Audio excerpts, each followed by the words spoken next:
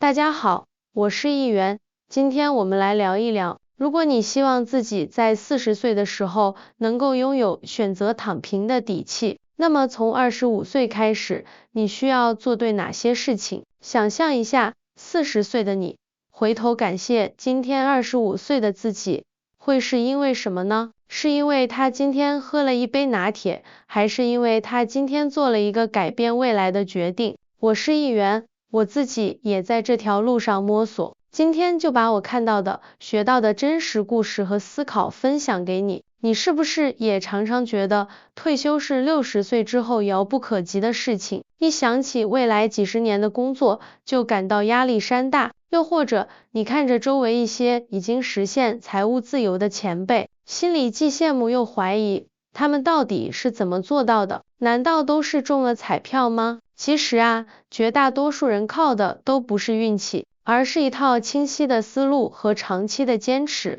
我是议员，我发现那些能提前躺平的人，往往都是在很年轻的时候就想明白了一些关键问题。今天我们就来一场时空旅行，让25岁的你和40岁的你隔空对话。第一件事，40岁的你会说谢谢你，25岁的我当时没有把所有的钱都花在最新款的手机和名牌鞋子上，你知道吗？25岁是你收入可能刚开始起步的时候，也是你消费欲望最旺盛的时候。这个时候建立起支付自己 first 的观念比什么都重要。什么叫支付自己 first？ 就是每个月工资一到手，先强制存下一部分，比如20%或者更多，剩下的钱再去用于消费，而不是先花剩下了再存，顺序一变，天地之差。这存下来的钱，就是你这艘未来财富巨轮的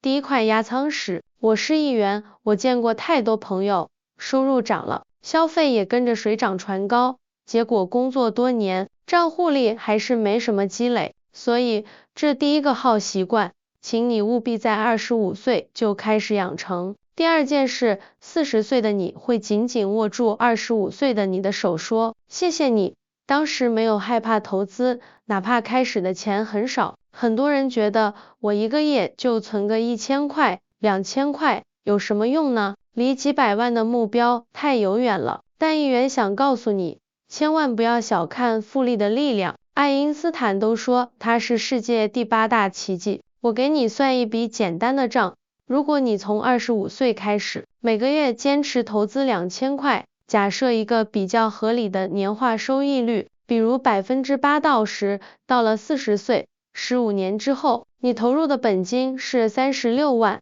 但它通过复利滚动，很可能会变成60-70万，甚至更多。这不仅仅是储蓄，这是让你的钱去为你工作，帮你赚钱。开始的金额不重要，重要的是你开始了，并且坚持下去。时间是你这个年纪最强大的武器。我是议员，我刚开始投资的时候，也是从每个月几百块开始的。关键是迈出第一步，并坚持下去。第三件事，40岁的你会特别感慨，谢谢你，25岁的我，那个时候没有只顾着享乐，而是花了大量时间投资自己的大脑。25岁，投资自己是回报率最高的事情。这里说的投资，不是指买昂贵的包包，而是指提升你的工作技能，学习理财知识，甚至培养一个未来可能变成副业的爱好。你的赚钱能力，才是你前期积累财富的最主要引擎。把主业做精，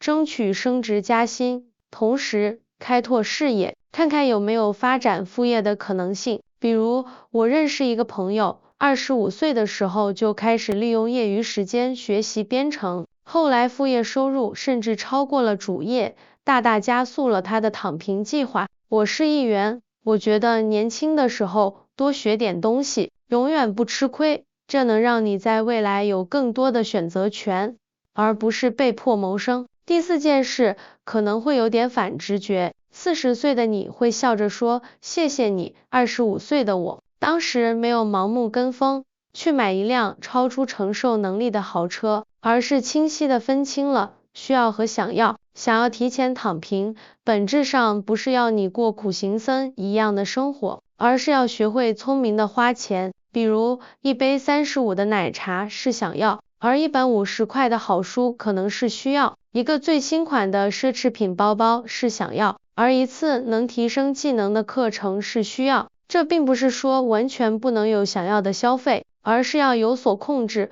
把资源更多的配置在能让你增值的地方。一元，我的经验是，当你养成了理性的消费习惯，你会发现你并没有降低生活质量，反而因为对未来更有掌控感，而活得更踏实、更快乐。最后一件事，第5件事，40岁的你会看着25岁的你，眼里有光，他会说，最感谢你的是你在25岁就找到了一个明确的目标，并且开始规划。躺平不是一个模糊的愿望，比如我希望有钱，而应该是一个可以量化的目标。你需要多少钱才能躺平？有一个通用的算法，就是你的年度开支乘以25倍。比如说，你一年需要10万块来覆盖生活开销，那么你的目标储蓄额就是250万。有了这个数字，你再到推回现在，你就知道每年每月需要存多少钱，需要达到多高的投资收益率，这样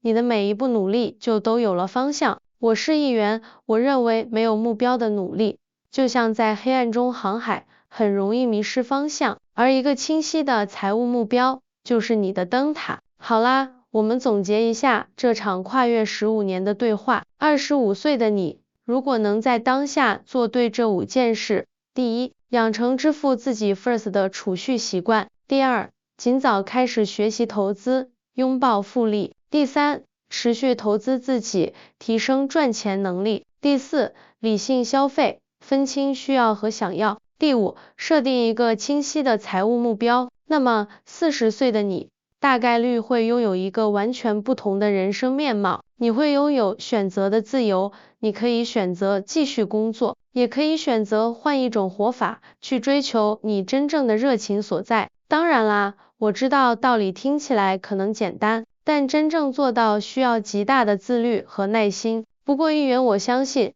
既然你已经点开了这个视频，说明你已经有了这个意识，这已经是迈向成功的第一步了。如果今天的分享对你有启发，让你对未来的规划更清晰了一点，请一定给我这个视频点个赞，这对我是议员是巨大的鼓励。也欢迎你在评论区留言，分享一下你现在的年龄，以及你对未来躺平生活的想象，或者你正在为之努力的一个小目标，让我们一起交流，共同进步。最后，别忘了关注我是议员，我们下期视频再见。